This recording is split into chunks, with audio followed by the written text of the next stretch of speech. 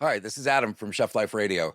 I'd like to introduce you to a friend of mine who's doing some great work. Have you done all the hard work of writing a book, but you can't get it in enough readers' hands? If so, check out my podcast, The Reluctant Book Marketer, anywhere you listen to podcasts. Check out his podcast, won't you? The links are in the show notes. You know, we're super blessed. Our restaurant can meet people from all over the world and chat with them every day. And I tell them the story of when the day we opened, we had $7 left. And I don't mean that I'd have to dip into my 401k. It was $7 And I see as we're aging, a lot of us turning to meditation, prayer, getting rid of our bad habits, all those things that come from the business. And in that, there's a lot of space to learn one of those 3 R's, reinvent. You know, look, this was such a tough year. It's just fucking hard, man. Really hard and scary. Something new is coming, I think, for most of the people in the world. That's Deidra McGuiness-Ciolko, restaurateur, professed taco maker, and dear friend. And on this episode of Chef Life Radio, she's going to talk about her journey from the Beantown, Boston, all the way to Costa Rica. And on the beach, she burned her boats. She's been living by the 3 R's ever since then. And you're going to find out what the other 2 are after the break and how you can put all 3 of them to use to create a life worth living. With one caveat, be careful what you wish for. This is Chef Life Radio, serving chefs just like you who want to enjoy their careers without sacrificing their lives. I'm your host, Adam Lamb, and over my 30-year career as a chef and hospitality professional, I've coached and mentored thousands of culinarians who led lives of contribution, community, and authentic leadership. Let me be your guide on this journey together, looking for solutions and perspectives to some of the biggest issues impacting the hospitality industry, our lives, and our careers today. We chef! And now, back to the show. I'd like to welcome to the show very, very dear friend, Deidra McGuiness-Ciolko. Hi, Dee. Hi, Mr. Lamb. Listeners are probably really interested why a gal from Boston, born and bred in Beantown, ends up in the Caribbean. Yeah. So I am a taco maker in the Caribbean now. I ended up here because I took a chance on doing a consulting job in Santa Domingo to revamp the liquor end of a casino. So that meant the bar, the liquor on the floor, the events. They had a lot of big events. They had a theater. I said I would do it for 6 months. It was something different. I didn't even know where the Dominican Republic was. And I stayed 9 years there and became the director of operations for the entire casino. Because you knew where all the bodies were buried. Yeah. Yeah. So that's how I ended up in the DR. And then my son was born, and my husband and I, your good friend Mark, we moved back to Florida, and he pursued his career in this lovely business, and I became a stay-at-home mom. And before he passed away, he made me promise him that I would not run back to the Dominican Republic. which at first you did your best to I did honor that. I waited 5 years and kept coming here on vacation. Finally said, okay, how can I stay here? And I had developed this awesome fish taco that came out of some weird dream. And I said, okay, I'm going to move to the DR and sell fish tacos in this little town of Cabernette, which is a surf and kite hub. And yeah, so with my partner, Joe, we did that and started Gordito's FreshMex restaurant. And we are 10 years old now. Now, I seem to remember that time when you finally made a decision to do that. And if I remember correctly, at that point, you know, you were all in because there was no plan B. No plan B. And I tell people that story. we're super blessed. Our restaurant to meet people from all over the world and chat with them every day. And I tell them the story of when the day we opened, we had $7 left. And I don't mean that I'd have to dip into my 401k. It was $7 fucking dollars. And no plan B. Right. And no plan B. And as the Dominicans say, gracias a Dios. We made it, thanks to God and also to ourselves. We worked super hard. Yep. Super, super hard. And we built something really cool. And we have now franchised. We have 1 franchise store open and 2 in the pipeline. That is where the money's at, baby, right then and there. Let's hope so. Well, and so, I was so excited to think about what we would talk about. And of course, there's all kinds of things that are bubbling up. But one of the things that struck me earlier was this idea about resilience, especially having come through, our plague year here in the United States, and curious to know how that played out in your neck of the woods. I mean, you basically got there and you burnt the boat, right? Yeah. I mean, resiliency is one of my favorite words. And I don't often have nice things to say about myself, but I know it is a shame. It's a shame. It's a byproduct. I'm getting there, though. Growing up in Boston for Irish, Italian, Catholic. You know how right that is. There you go. But I will say that I'm super resilient. And I've had several acts. And I'm not afraid now of doing anything anymore because I did this.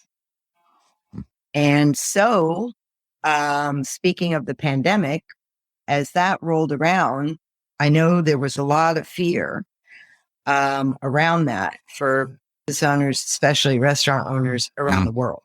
Yep. And I literally didn't have any fear. I just figured we're going to make it. It's going to be fine. We had to close. Okay. 5 months. And that was tough. The laws here in the Dominican Republic for the curfews and what were very strict, and you don't mess around. You do what the government tells you. So, we shut down March 17th. And I thought at that time, it's just going to be a couple weeks, maybe a month. Right. It's all going to blow over. Yeah. And as the, weeks crept on, we had to make some big decisions.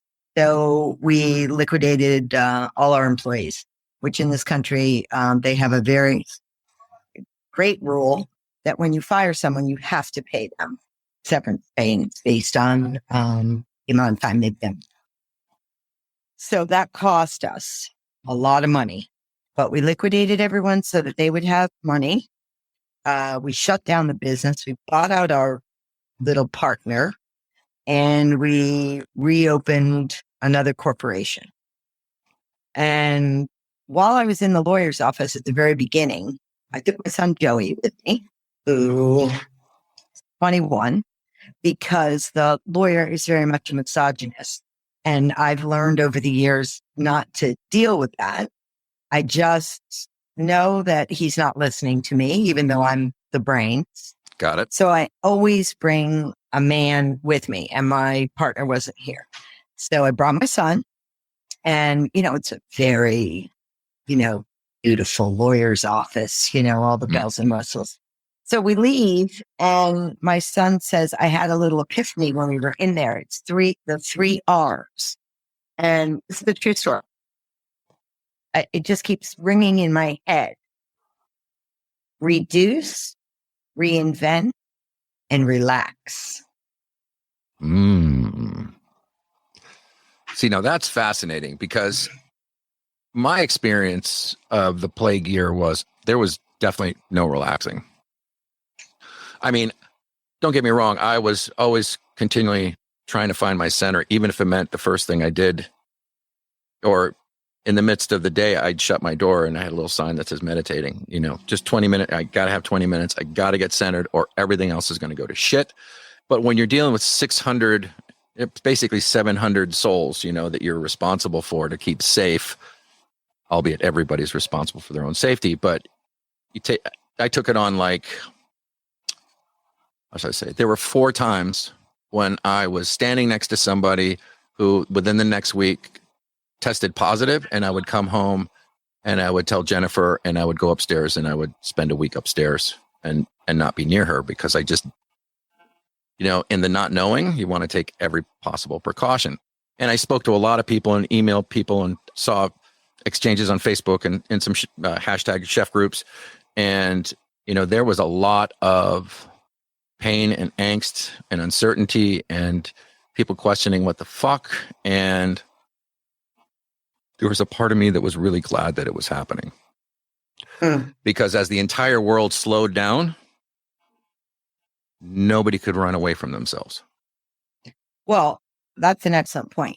And I say, in my pandemic year, my pandemic in paradise, it was the first time, having been in this business since I'm 14 years old and coming up on 60 now, 60 years in the business? Good God, you look good for 90. But I've been doing this since I was 14 in one way or another. Right. And I've never had any time off. And certainly this, I think, was the key, unique situation that some of us were in, who didn't end up having to be frontline workers like yourself. Time off without an expectation that you're supposed to be doing something. Right. There's nowhere for you to go. Right. Yeah. So that's how I think that really ties in. And that was the first time I had ever experienced anything like that. And the fear that you're talking about and people getting sick, we could have opened for delivery, but I was very afraid of the virus for myself and for my employees and their families. Yep. And we just chose not to. And I watched other businesses, the pizza place and the hamburger place, fucking raking it in, And I'm sitting there thinking, I'm doing the right thing. But it was the right thing for us. It was. And I do say that with the utmost respect for the people that weren't able to do that did make money during that time. People who lost someone close to them or employees. I mean, I wasn't touched by that, but it was just massively affecting to our business. Yep. So there may be some people who have gone through the pandemic. Maybe they were socking away the government checks. Maybe they were being really smart and cobbling together a couple dollars. I've heard about that. Yeah. Someone we both know, who shall remain nameless, quit his job where he was almost 2 years away from being completely vested in a director of culinary position for a hotel company. And I got this phone call. I said, I quit my job, sold my shares, opening up a restaurant. Like, what? Like, aren't you too old for that shit? And then, of course, 3 weeks later, the pandemic hit. And somehow he's like held it together because he's just so damn stubborn. And so would you say, Deidra, that, like you weren't going to let anything get in the way of your failure, were you? Mm-mm. So if there were folks out there who've, now I'm not going to work for anybody else, I'm going to do my own thing, whatever that might be. If you could give them one piece of advice before they start on this journey, what would it be? I always start out with, be careful what you wish. That's a great intro. Listen, we've all stood on the line or behind a bar or in the dish pit thinking we wanted our own place, right? Yep. And thinking, look at those owners or that manager and all the money that they're making, or that they don't have the stress, or they're not sweating their balls off back here, dunking their hands in ice buckets to work the saute. It is really fucking hard. And here is the biggest piece of advice. all of those things that you learned from and did for another restaurant, whether you were in the corporate structure or single owner, working for a single owner, whatever, all of that stuff you learned and did for other people, that goes out the window when you open your own place. You think, I took my first inventory 3 weeks ago. 3 fucking weeks ago. Well, let's face it, you never had much in the shop anyway to inventory. But I Flow through. That's a big mistake that people make. I've seen it with some other friends of mine who live in their own places, and they've been, they have tons of experience. And yet you're in your own place and you're either too busy to do all that stuff, or you think you're going to remember it. Think you don't need it. That's number one. Don't do that to yourself. Treat it as if it was someone else's business, not your own. That's fascinating. You'll be a lot more careful with it if you do. Right. Number two is don't become your business. Because if you ever want to get out, you're not going to be able to, because people believe the business is you. Right. Exactly. All the personality. Yeah. Don't become your business. We were there every day, every hour. Joe's outside chatting to people. Yeah. You're on the line making stuff, and you're like, where the hell is he? He's doing his thing. He's the social butterfly. Yeah. So when we wanted, and we were great partners in that, he was amazing with the clients. And I will tell you this, when we opened the business, I just wanted a taco stand on the side of the road, like a retrofitted hot dog car. Right. That's it. And he, who is, quite the cook and has taken a lot of culinary classes and, was lucky enough to work with Wolfgang Puck and, an internship, but never did the day-to-day grind. Right. He said, no, we're going to do this. We're going to go big, blah, blah, blah. And we did, and it worked. But I said to him at the beginning, I got about this much customer service left in me. So please, I will deal with it. All the other shit, but don't make me go out there and talk to people. So yeah, don't make the business all about you. It is very much your baby. But I think the mistake that we made, and I've seen with a few other people, is not being able to teach that baby to go to sleep by itself. Right. And it's a hard mistress. I mean, it's awful hard to cuddle up to at the end of the night. I mean, you got nothing, man. No. I spent the weekend in Ohio doing a discovery visit for a family-owned business. They have 3 outlets that was, not only the grandfathers, but their fathers. Family grew up in it. And the mother, who is a workhorse and a giver and a very, very caring woman, is constantly scanning the entire environment. And yet wonders, like, what do we need to do in order to step out of the business? Because they're getting tired, right? Yeah. They want to bequeath it to their kids. They want to sell it. So like, where are the systems? If someone walks in here, is like, okay, so where are the receipts from last week? Like what? And so to spend that entire weekend kind of like steeped in that mom and pop, and like the stone cold desire of this woman, I could see it in her face. Like, she loves what she does, but she's tired. I'm tired. And I will tell you, I'll just share this quickly with you. There's a Facebook group called Asshole Line Cook. I'm surprised I'm not a part of that. Right. Well, and I follow it, right? And there was a post recently with a very, with another topic that's really hot right now, like restaurants not being able to get employees because they don't pay enough. And, that's a huge thing right now. So, this asshole line cook, he was saying, yeah, well, fuck all those owners. If you can't afford to pay people, shouldn't be in business. And, just a really harsh post. And I think if you were talking to some of the big corporations or just about that, okay, there's some validity there. But I took it super personally and I fucking went off. And I didn't know it was a public page. I thought it was private group. It wouldn't have mattered. Well, the next day, because people could see what I had written. So the next day, some of our best customers, like, are you okay? Are you all right?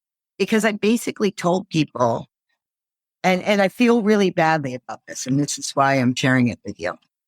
I basically told people, get out of this business if you're expecting something else. And I went on a tirade about how exhausted I was and, shit life this business is and how devastating it can be to families and this and that. And I was like, go get your fucking college education, do something else. So I wrote that, got it off my chest, feeling pretty good. Forgot to hit save to draft. Yeah. And the next day, after I realized that people had seen it and after I reread it, I was like, how could I? Where do I get off slamming the industry that has sustained me my entire life? Yep. What a piece of shit being that. Because here I was telling people I ride home in the car crying 3 nights a week. Now that's the truth, but I didn't want my clients to know that. Right. So you do get tired in this business. And if you open up your own place, it's 10 times worse than your worst day doing inventory, sleeping on a cardboard box in the storage room. Back-to-back doubles for 5 days. It's worse than. But let's just hit the flip on that. It's incredibly rewarding. Right. It's that same, which is dangerous, of feeding people's souls because you are feeding people's souls. It's not just food. It never is. No, here's, I think, a trick to success, if I have any advice for anyone in this business. How about an observation? Yeah. I always would say you have to be grateful to your clients for choosing to spend their dollars with you. But the other day I was listening to a meditation room and I heard this line, what you appreciate appreciates. And that encompasses that. I tell my staff, even when they're rolling a burrito, if I see them slop something together, or if I see that there's only pico de gallo on 3/4 of that burrito, I say to them, you eat because these people eat. You have to understand that. So treat their food with the same reverence, even though it's just a burrito or a taco. Because if they don't come here, your family doesn't eat. So I love the, I had written down earlier when you were talking about sacrament. We provide people a very unique opportunity. And there is absolutely scientific evidence at the quantum scale that, somebody who's pissed off making food, someone takes that into their body. Just go to McDonald's. Technically calories, but nobody feels nourished Good. after that. It's a different story when you have somebody who's maybe not painstakingly, but at least being present to what they're doing in the moment because they know, like, they're going to put that thing in their mouth that you just had in your hands.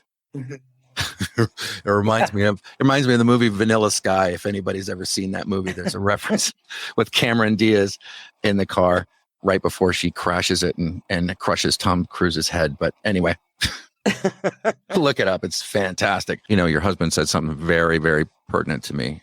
He was watching me from the server area as I was working the pass. And it was such a busy place that there were actually 2 of us working cold and hot, expediting plates and building trays and boosting the fuck out. And I was pulling somebody through the line, through the window, because I needed what I got. And it's like, need it right now. Yeah. And he's like, hey, come here for a second. He pulls me around the corner and he says, what are you doing? I'm like, I'm doing my job. Leading the team, getting the food out of the window. He's like, listen, at the end of the day, it's just some brown stuff on a plate that someone's going to eat and they're going to forget about in 6 hours. We're not curing fucking cancer here. And I felt so shamed. And of course, he was several years younger than I, but he towered over me. And I remember feeling like being in front of my dad. And I'm like, okay. And then as I turned around, he grabbed me by the arm and he said, but don't fuck it up. Yeah. No, look, and he had that innate ability, and I have it as well, to remain calm and cool and collected in those circumstances. I didn't have that. And I'm really sorry about that. And a couple of times I slipped up. I slipped up a few weeks ago. I didn't like the way my staff had put away the fish. Mm-hmm. And even though Joe, my partner, offered to help me, I was screaming and yelling over on the other side myself. I lift up 100-pound box of fish. I wrench back. The fish juice is all over me. And I can't get up off the floor. That's great. Yeah. In there. And I said, listen, that's it. Why am I doing this? And he was pissed off at me because I was hurt. I was down. And he was pissed. And he had the right to be. Because why are you acting like a bitch? Why are you acting like it has to be done? You know, what else did Mark used to say? It's only popcorn, he used to tell me. It's only popcorn. Listening to you, it struck me because of something else I once heard from Jennifer, which is like, it's like drinking poison and wishing someone else was going to die. Yep. But ultimately what ends up happening is you drink so much of it, or you eat your stress so much that it manifests a physical ailment, and your mind is that fucking powerful that you can create that in your body to such a point where your liver's breaking down, your bones are breaking down. Mm-hmm. I don't know how many chefs and cooks out there have waist problems and hip problems and ankle problems, and no amount of compression socks are going to bring that away. And yet to be able to shift your perspective in the midst of it, that is so hard, man. But that is work that is so worth it. Pause, breathe, and reflect. And I hate it because I never thought that would become me, but it was a necessity. If I didn't do that, I was going to die. Yeah. I mean, I've been smoking and working and drinking like a maniac since I was 20 years old. And what do you think? I had to do the work and learn to meditate and learn to calm down and learn to be a duck and let things slide a little bit. And you know what? My restaurant is not worse off for it. It's better off. That's so good. That is so good, Dee. Hey, and how are you? Yeah, good. Did I smile enough? I'm used to being in the fishbowl. There's only truth between us. You don't have to put on things for anything. No, in all of these, I mean, I think anyone like yourself, we're all used to being in a fishbowl, putting on the show and leaving our jacket at the door and thing. But doing the hard work. Weren't you the first person who ever said to me, Lamb, just don't be full of shit. It's difficult when you're bright and charming, because you could fool a lot of people. Not all the people. No. And not yourself. Well, thank goodness I had someone in my life like you who spoke the truth to me in a way that, I couldn't get away from it, couldn't squirm away, I couldn't charm it, I couldn't do anything about it except just sit there and go, fuck. Yeah, I have that uncanny knack. It's something people don't really like about me. That's Joe. Poor Joe had a midlife crisis last year. And, that we were separated for a year and a half. Sorry to hear that. We're back together. Yay! Building and being gracious to each other, which is a big part of it. But it also, and I never actually did the hard work before, so I wasn't too down with the whole coaching thing. Did it on a lark. It was just going to be 6 weeks. Right. And I've been doing it now for a full year, and it's turned my life around.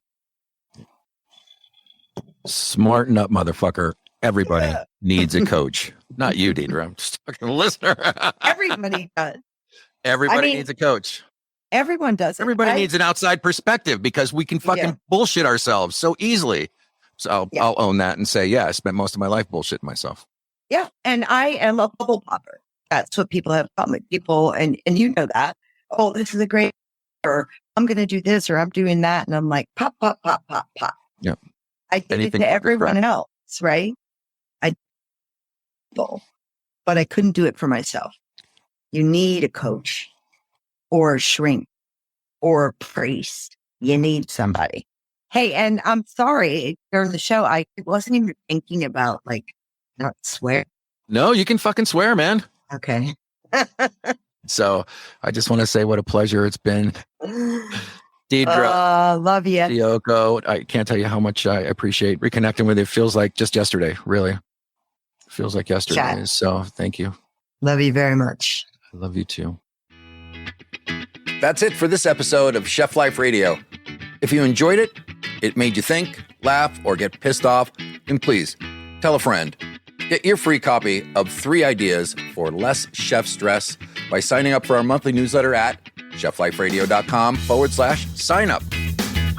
Here at Chef Life Radio, we believe that working in a kitchen should be demanding. It just shouldn't have to be demeaning. It should be hard. It just doesn't have to be harsh. We believe that it's possible to have more solidarity and less suck-it-up sunshine, more compassion, less cutthroat island. We believe in more partnership and less put up or shut up, more community, and a lot less fuck you. Finally, consider for a second, for all the blood, sweat, and sometimes even tears we put into what we do, really, at the end of the day, that's just some brown stuff on a plate. None of it really matters. It doesn't define you as a person or make you any more special or less than anyone else. It's just a dance we're engaged in, so we might as well laugh and enjoy every bit of it, even the crappy parts, while we're doing it. Or didn't you know that the purpose of your life should be to enjoy it? Like it, Hefe. I fucking love it. I am humble. Goddamn Glory Boxwell don't live on now. Follow us at Facebook.com, Chef Life Radio, Twitter at Chef Life Radio, on Instagram at Chef Life Radio, and check out our website, chefliferadio.com. Oh, yes, Chef. Stand tall and frosty, brothers and sisters. Until next time, be well and do good. Leave the light on, honey. I'm coming home late. This show was produced, recorded, and edited by me, Adam Lamb, at the Dish Pit Studios in Bartow, North Carolina. This has been a production of Realignment Media.